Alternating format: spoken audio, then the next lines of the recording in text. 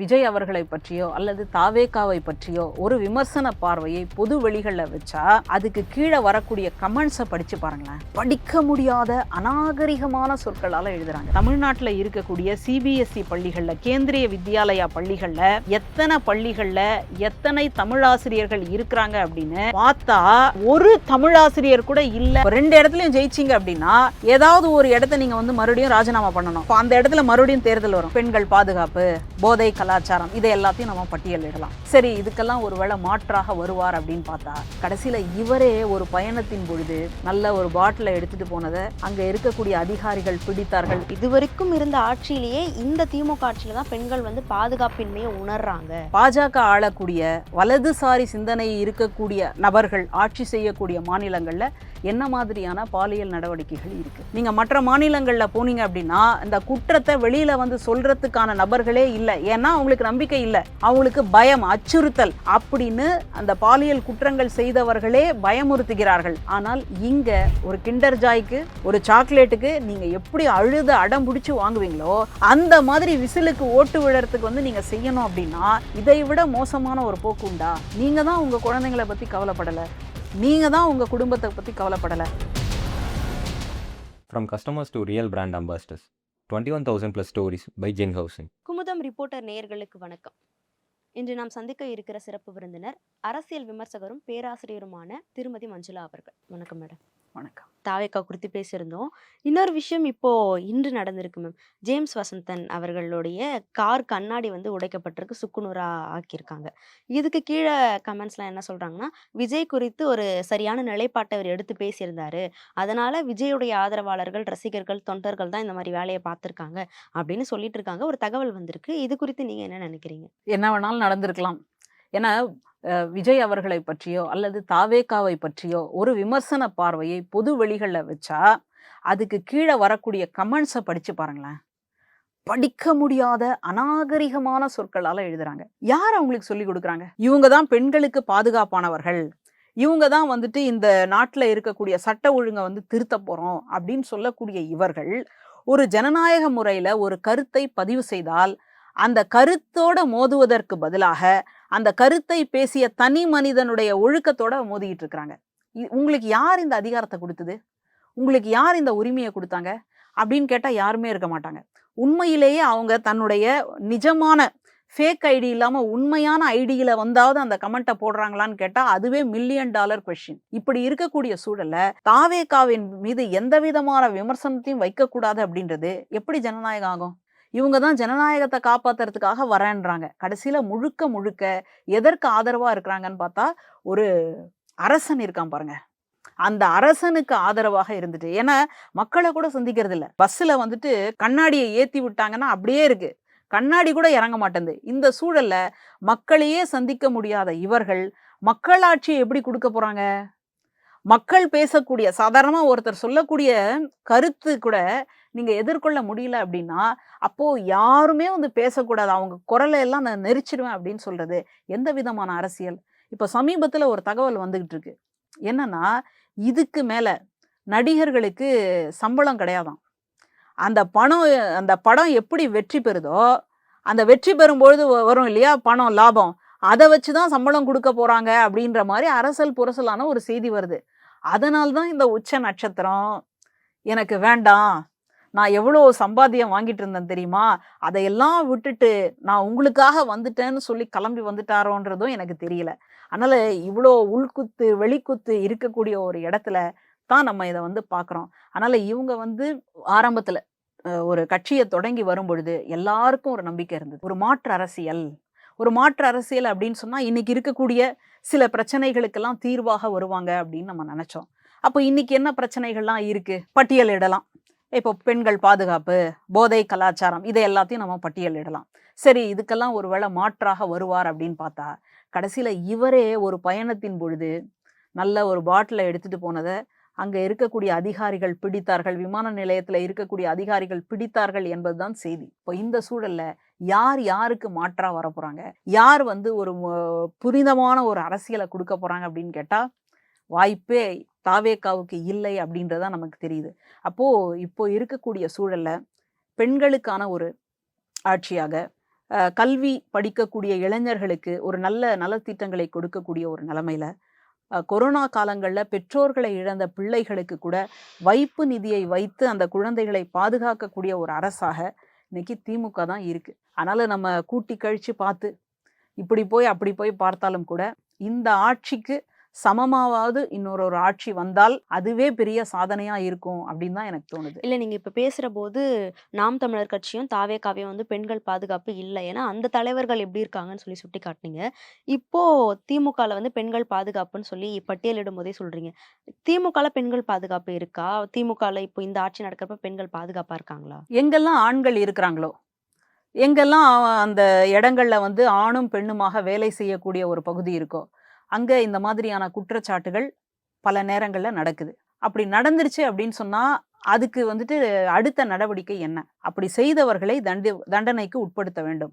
அவர்கள் மீது சரியான நடவடிக்கை எடுக்க வேண்டும். இதுதான் குற்றமே நடக்காம பாதுகாக்கிறது அப்படின்றது முதல் வேலை.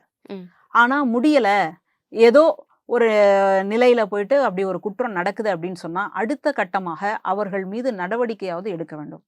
அது எங்க எடுத்திருக்கிறாங்கன்னு பார்க்கணும். அதான் அடுத்த கேள்வி. அப்போ திமுகவில் அந்த மாதிரி நபர்கள் இல்லையா அப்படின்னா ஆண்கள் எங்க இருக்கிறாங்களோ இருக்க தான் செய்யுது. அப்போ பாலியல் ரீதியான குற்றங்கள் வந்துட்டு ஆண்கள் இருக்கக்கூடிய இடத்துல நடக்குது.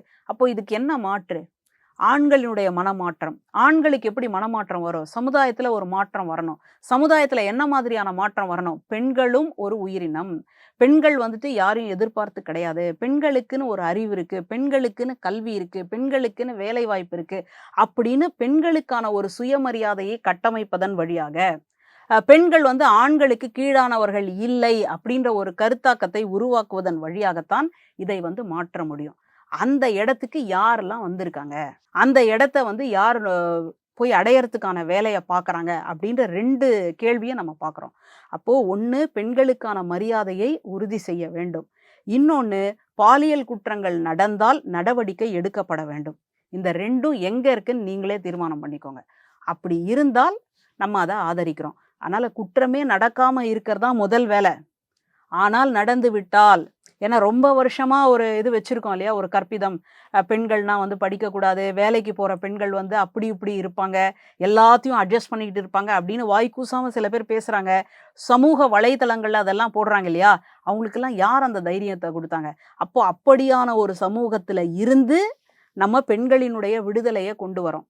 அந்த மாதிரியான சூழல்களில் பாலியல் சார்ந்த குற்றங்கள் நடக்கும் பொழுது அல்லது பெண்கள் மீதான வன்முறைகள் நடக்கும் பொழுது சரியான நடவடிக்கை எடுக்கக்கூடிய ஒரு அரசை, சரியான நடவடிக்கை எடுக்கக்கூடிய ஒரு கட்சியை ஆதரிக்க வேண்டியது நம்முடைய கடமை. ஆனா மக்கள் அப்படின்றத தாண்டி இன்னும் ஒரு சாரார் வைக்கிற விமர்சனம் என்னன்னா, இதுவரைக்கும் இருந்த ஆட்சியிலேயே இந்த திமுக ஆட்சியில தான் பெண்கள் வந்து பாதுகாப்பின்மையை உணர்றாங்க.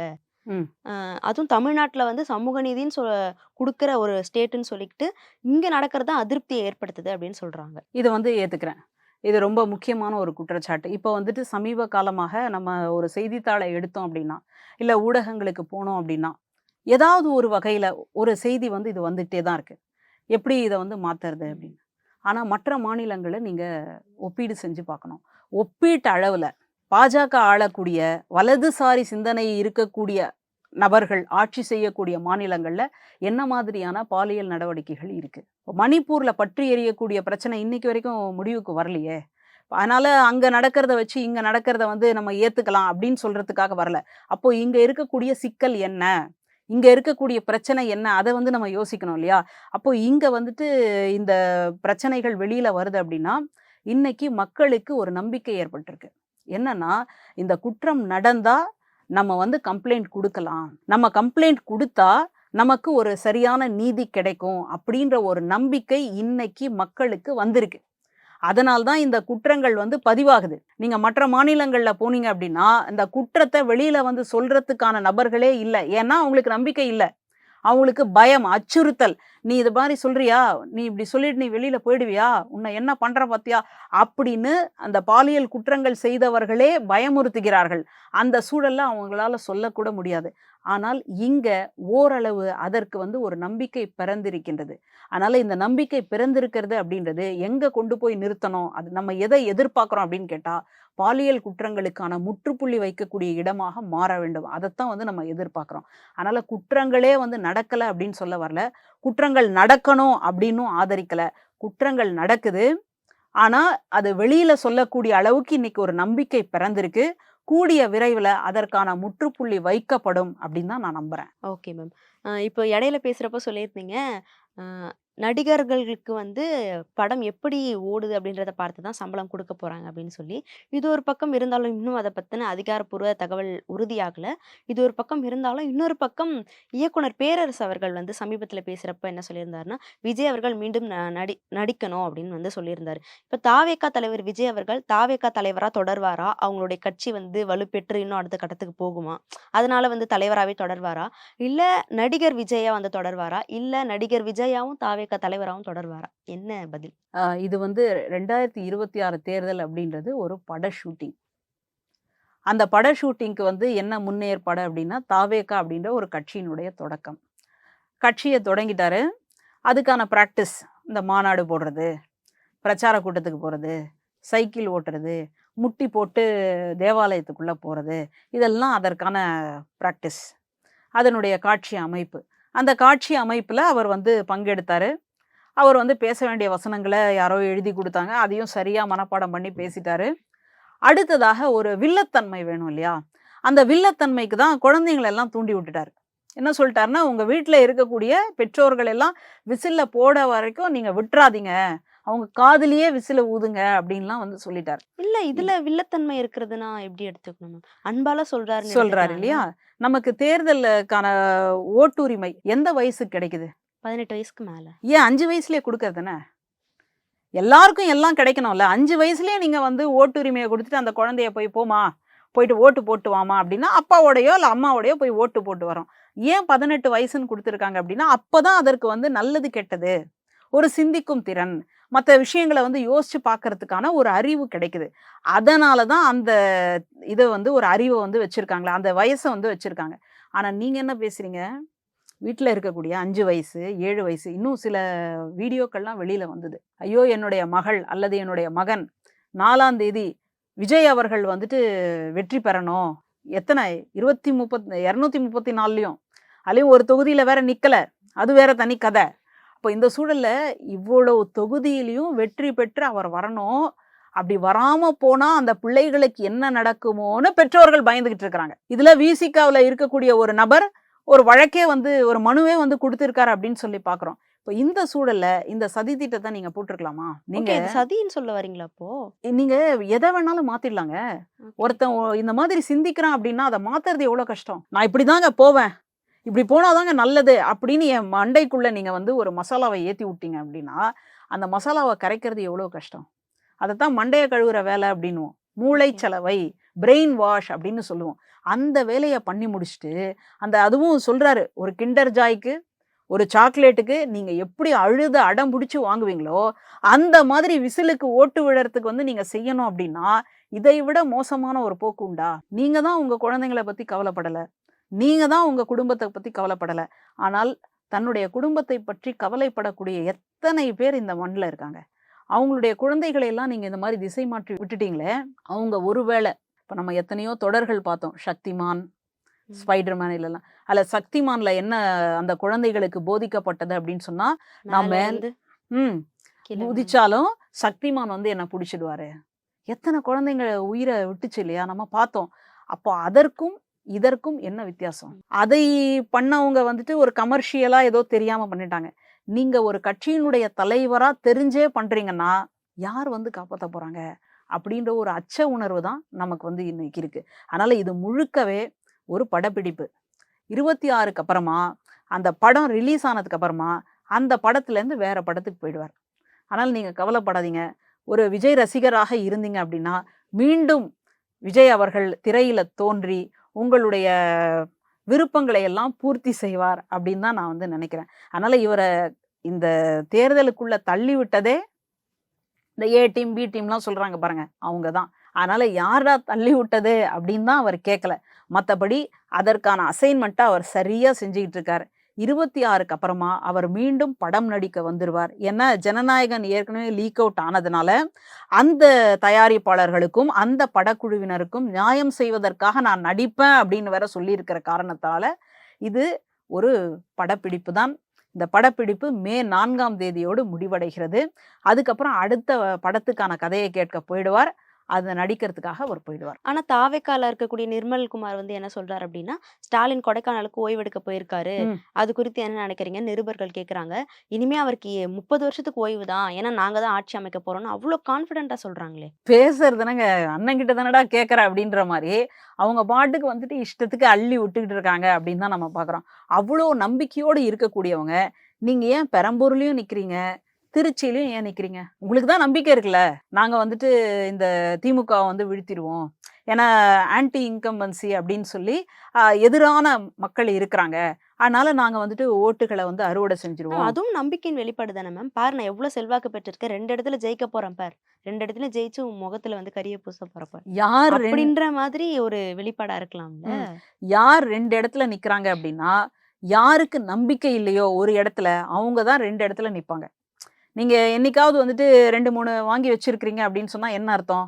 ஒண்ணு இல்லாட்டி இன்னொன்னு பயன்படும். ஜெயலலிதா அம்மா நின்னாங்களே இதுக்கு முன்னாடி காங்கேயம் பர்கூர்ல 2 தொகுதியில ஜெயிச்சாங்களே. அப்போ என்ன இது என்ன ஸ்டாட்டிஸ்டிக்கல்? 2 இடத்துல ஏதாவது ஒண்ணு. இப்போ 2 இடத்துலயும் ஜெயிச்சிங்க அப்படின்னா ஏதாவது ஒரு இடத்த நீங்க வந்து மறுபடியும் ராஜினாமா பண்ணணும். அப்போ அந்த இடத்துல மறுபடியும் தேர்தல் வரும் அதானே? அப்போ நீங்க நஷ்டத்தை ஏற்படுத்துறீங்க நாட்டுக்கு. சொல்லுங்க.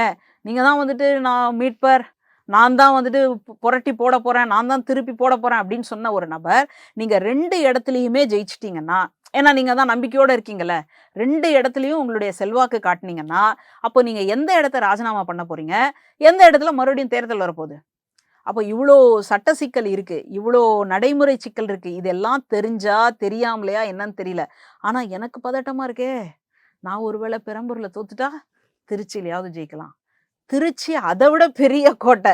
அந்த கோட்டையிலையும் சாதாரணமா ஒரு நகர்ப்புறங்கள்லயாவது ஒரு சினிமாவின் மீது ஒரு பெரிய கவர்ச்சி ஏற்பட்டு உங்களுக்கு ஓட்டு போடுவதற்கான சாத்தியங்கள் உண்டு. திருச்சி மாதிரியான பகுதிகளில் திமுக தன்னுடைய பணிகளை ரொம்ப சிறப்பாக செய்யும் பொழுது அங்க வந்துட்டு போய் நிற்பது என்பது எந்த வகையில பொருத்தமா இருக்கும் அப்படின்றது தெரியல. மே 4ஆம் தேதி இது எல்லாத்துக்கும் நமக்கு பதில் கிடைக்க போகுது. அதனால உங்களுக்கே நம்பிக்கை இல்லாத போது நீங்க எப்படி வந்துட்டு உங்களுடைய கட்சிக்குள்ள இருக்கிற ஒருத்தர் திமுக வந்துட்டு 30 வருஷம் ஓய்வு எடுக்க போகுது, அவங்க ஆட்சியிலே இல்லைன்னாலும் கூட திமுகவை பொறுத்த வரைக்கும் இயங்கிக்கிட்டே இருப்பது என்பது அவர்களுடைய தன்மை. ஒரு ஆறு எப்படி ஓடிக்கிட்டே இருக்கும். நீங்க கலைஞரை கூட பார்த்தீங்க அப்படின்னா ஆட்சியில இருந்தா கோட்டைக்கு வருவார், ஆட்சியில இல்லைன்னா அண்ணா அறிவாலயத்துக்கு போவார். இதுதான் அவருடைய பணியே. அதனால எப்பவுமே எப்படி வந்து இயங்கிட்டு இருக்கிறாங்களோ அப்படிதான் இருக்கும். அதனால இவங்கள மாதிரி பிரச்சாரத்துக்கு வரேன்னு சொல்றது, அப்புறம் இந்த இடத்துல கூட்டம் அதிகமாயிடுச்சுன்னு ரத்து பண்றது, இல்ல இங்க வர முடியல இது வந்து இன்னொருத்தருடைய சதின்னு சொல்றது, இந்த மாதிரி ஒரு நாளும் திமுக நடந்தது இல்லை அப்படின்றத இந்த இடத்துல நம்ம அவருக்கு பதிவு செஞ்சுக்கிறோம். Okay ma'am. நீங்க சொன்னது போல மே 4ஆம் தேதி தான் எல்லாமே பொறுத்திருந்து பார்க்கணும். அதற்கு முன்னாடி இன்னொரு கேள்வியும் கூட இருக்கு. இப்போ புதுச்சேரியில பார்த்தீங்க அப்படின்னா பள்ளி பாடத்திட்டத்துல பிரெஞ்சு மொழி வந்து நீக்கப்பட்டிருக்கு. அதாவது மும்மொழி கொள்கை திட்டம் வந்து அங்க ஃபாலோ பண்றாங்க. அதுல வந்து நீக்கப்பட்டிருக்கு. கடுமையான விமர்சனங்கள் திமுக சார்பில் இருந்து வந்துட்டு இருக்கு புதுச்சேரியில. இது எந்த வகையான தாக்கத்தை அங்க ஏற்படுத்தும்னு நினைக்கிறீங்க? இப்போ மும்மொழி கொள்கை இங்க தமிழ்நாட்டுக்குள்ள வரணும், அதாவது புதிய கல்விக் கொள்கையை தமிழ்நாடு ஏத்துக்கணும் அப்படின்னு சொல்றாங்க. அதுக்கு எதிராக ஒரு போர்க்கொடிய தமிழ்நாடு அரசு உயர்த்தியது. ஏங்க இப்படி பண்றீங்க? எப்போ பார்த்தாலும் ஒன்றிய அரசு ஒன்று கொண்டு வந்தா நீங்க வந்து சண்டை போடுறீங்களே, நீங்க எப்போ பார்த்தாலும் இந்த ஃபைட் மோட்லயே இருப்பீங்களா? ஏன் வந்துட்டு அதை அனுசரிச்சு போகக்கூடாதான் நம்ம கேட்டோம். ஆமா இல்லையா?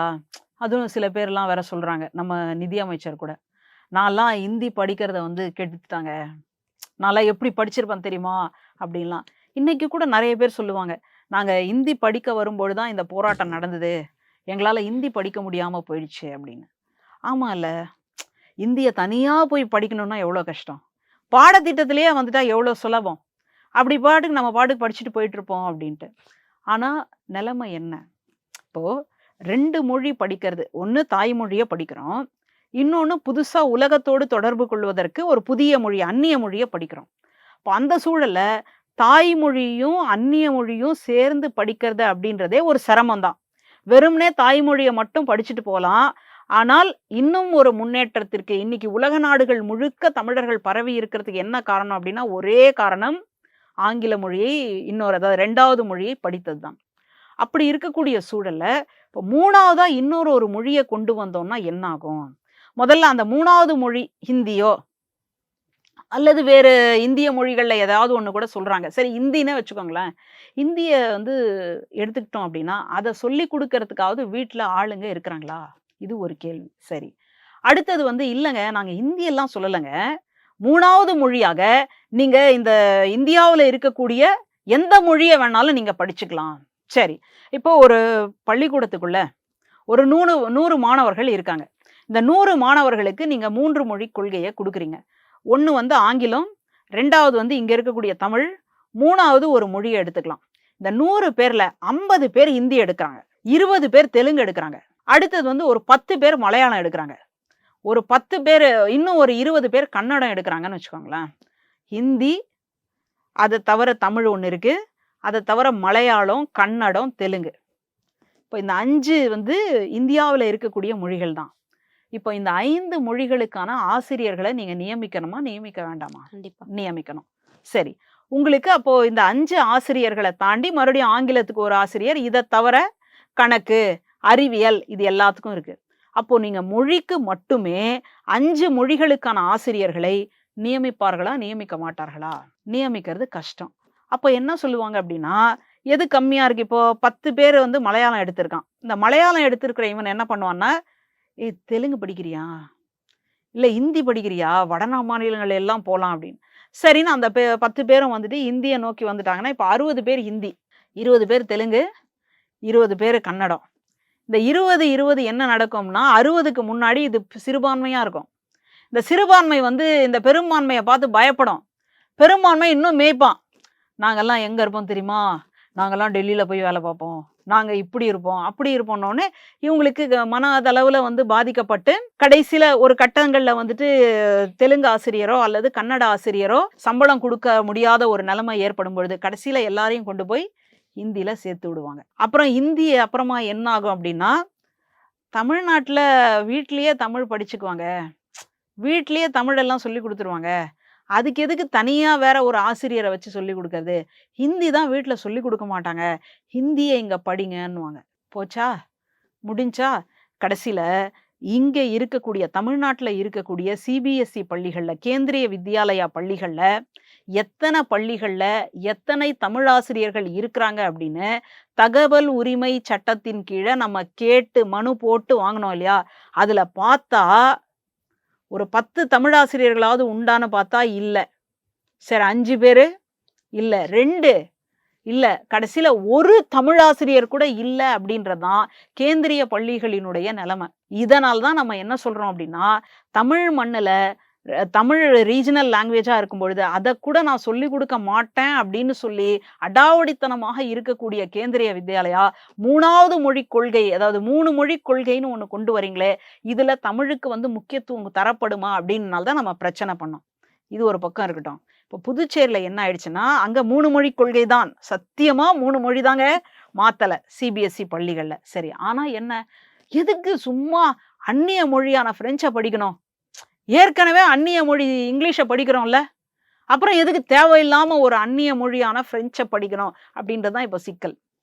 அதுலதான் என்ன சொல்றாங்க அப்படின்னா, அந்த பிரெஞ்சை எடுத்துட்டு அதுக்கு பதிலா இந்திய மாநிலங்கள்ல இருந்து ஒரு மொழியை கொண்டு வரலாம். கடைசியா எங்க நிக்கும் தெரியுமா? அந்த இந்திய மாநிலங்கள்ல இருந்து ஒரு மொழி, ஒருத்தன் மராத்தின்வான், ஒருத்தன் குஜராத்தின்வான், ஒருத்தன் பீகாரின்வான், ஒருத்தன் போஜ்பூரின்வான். அவ்வளவு ஆசிரியர்களை நியமிக்க முடியுமா? பிராக்டிக்கலா யோசிச்சு பாருங்களேன். கடைசியா என்ன சொல்லுவாங்கன்னா, கோவில்கள்ல ஒரு மந்திரம் சொல்றாங்களே, அந்த மொழி மாதிரி புனிதமான ஒரு மொழி எதுவுமே கிடையாது. அந்த மந்திரத்தை நீங்க உச்சரிச்சீங்க அப்படின்னா அப்படியே மாம்பழங்கள்லாம் பழுக்கும், தேங்காய்கள்லாம் பறக்கும் அப்படின்னு சொல்லி அந்த மொழி எந்த மொழி? அதுதான் சமஸ்கிருதம். வடமொழின்னு சொல்லி அந்த இடத்துக்கு வர வைக்கிறதுக்காகத்தான் இதை எல்லாத்தையும் செய்யறாங்க. நான் என்ன கேட்கிறேன், புதுச்சேரியில பிறந்தவர்களுக்கு இரட்டை குடியுரிமை உண்டு. நீங்க பிரான்ஸுக்கும் போகலாம், இங்கேயும் இருந்துக்கலாம். அப்போ பிரான்ஸுக்கு போகணும் அப்படின்னா அந்த மொழியை படிக்கணும்ல, அந்த மொழி தான் பிரெஞ்சு. அது ரொம்ப இயல்பாக அந்த பிள்ளைகள் படிச்சுக்கிட்டே இருக்கிறாங்க இது வரைக்கும். இத 7 நாள்ல மாத்தணுமா? ஏன் கொஞ்சம் நேரம் தான் கொடுங்களேன். இல்ல 7 நாள்ல மாத்தணும். அப்போ ரிசல்ட் யாருக்கு வரப்போகுதுன்னு இப்ப புரிஞ்சிடுச்சா? ஓகே. ரிசல்ட் யாருக்காக, இந்த தேர்தலினுடைய ரிசல்ட் முடிவுகள் யாருக்கு சாதகமாக வரப்போகுது அப்படின்றது இதை வச்சே நமக்கு புரிஞ்சிருச்சு. சரி விடுங்க.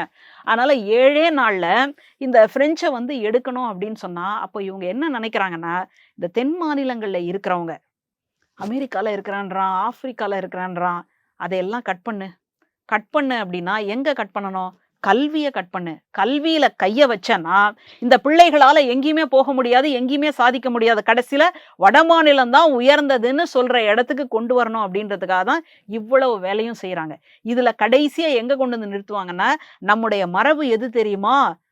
அதாவது சிந்து சமவெளியெல்லாம் நம்ம சொல்றோம் இல்லையா? இல்ல நம்மளோட சரஸ்வதி நாகரிகம். அப்படி ஒரு ஆறே இல்லையாம். ஆனா சரஸ்வதி நாகரிகம் தான் நம்முடைய நாகரிகம் அப்படின்ற ஒரு நிலைப்பாட்டுல எடுத்துட்டு வந்து நம்முடைய தேசியத்திற்கான மொழி வடமொழி, அதைத்தான் நம்ம படிக்கணும் அப்படின்ற ஒரு நிர்பந்தத்துக்கு கொண்டு வரதுக்கு தான் இது எல்லாத்தையும் பண்றாங்க.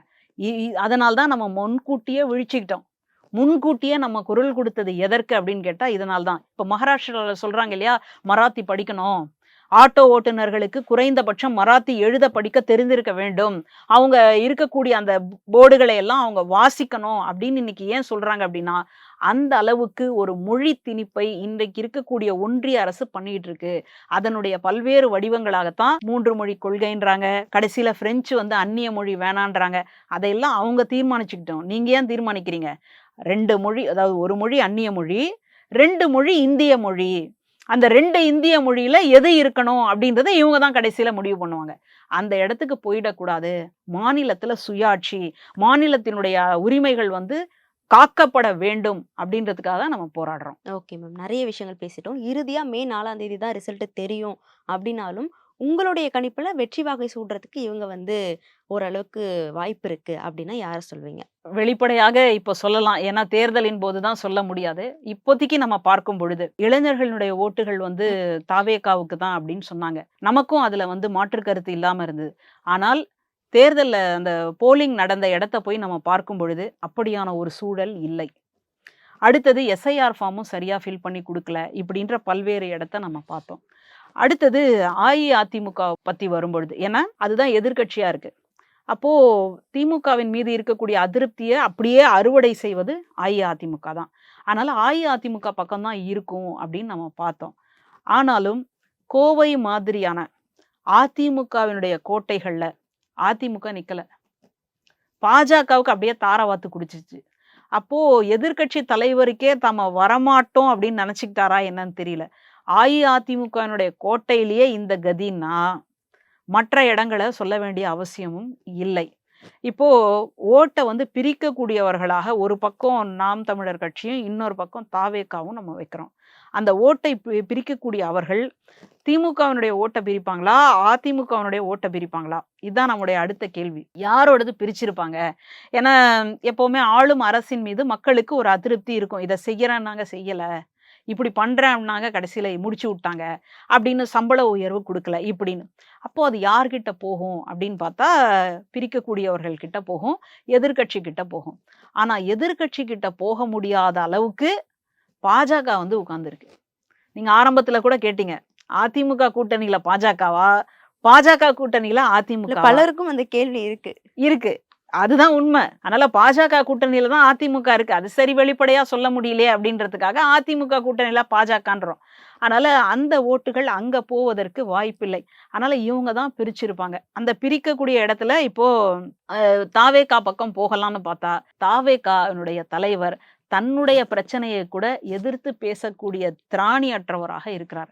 அப்போ மறுபடியும் மக்கள் என்ன பண்ணிட்டாங்க, நமக்கு இருக்கக்கூடிய ஒரே நம்பிக்கை நல்லதோ கெட்டதோ அவங்களுக்கே போட்டு நம்ம ஜெயிக்க வைப்போம். மறுபடியும் நமக்கு ஏதாவது ஒரு பிரச்சனைன்னு வந்தா அவங்கள போய் நம்ம சந்திக்க முடியும், அவங்களோட நம்ம உரையாட முடியும், அவங்களோட போராடியாவது நம்ம வெற்றி பெற முடியும் அப்படின்ற இடத்துக்கு மக்கள் வந்திருக்கிறாங்க. அந்த இடம் திமுக தான். Okay ma'am. இவ்வளவு நேரம் நிறைய கேள்விகளுக்கு பதிலளிச்சிங்க. உங்க நேரத்துக்கும் கருத்துக்கும் ரொம்ப நன்றி.